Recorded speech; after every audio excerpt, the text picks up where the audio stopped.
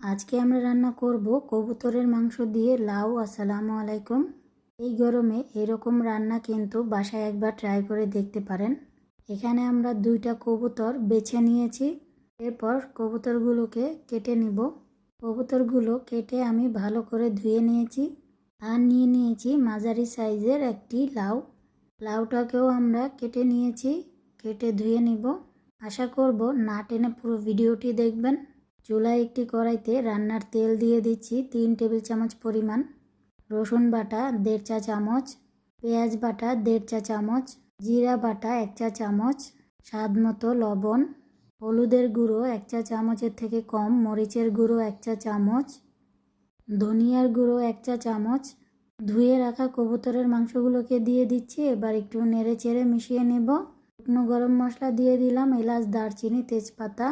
আপনারা কে কোথা থেকে আজকের ভিডিও দেখছেন অবশ্যই কমেন্ট করবেন, আমি আপনাদের সকলের কমেন্টের উত্তর দিব। মিশিয়ে নেওয়া হয়ে গেলে এবার কিছুটা পানি দিয়ে ভালো করে কিছুক্ষণ কষিয়ে নিব। আমাদের মাংসটা কষানো প্রায় হয়ে গেছে, দেখতেই পাচ্ছেন। এর মধ্যে কিছুটা আস্ত কাঁচামরিচ আমি দিয়ে দিয়েছি। এরপর আবারও কিছুটা পানি দিয়ে দিচ্ছি।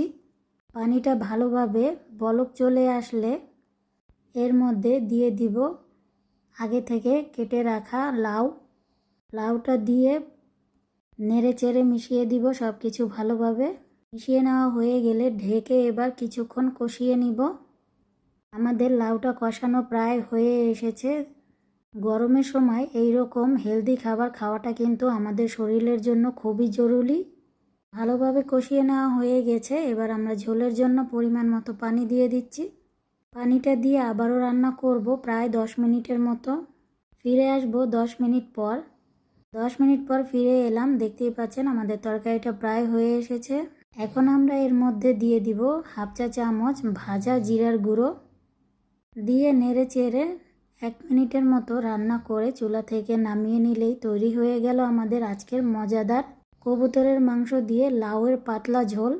আজকের রেসিপি আপনাদের ভালো লেগে থাকলে আমার চ্যানেলটিকে ফলো দিয়ে পাশে থাকবেন। দেখে যতটা ভালো লাগছে খেতে কিন্তু তার থেকে অনেক বেশি মজা ছিল গরম ভাতের সাথে। আজকের ভিডিও যে যেখান থেকে দেখছেন সবাইকে ধন্যবাদ। সবাই ভালো থাকবেন। আল্লাহ হাফেজ।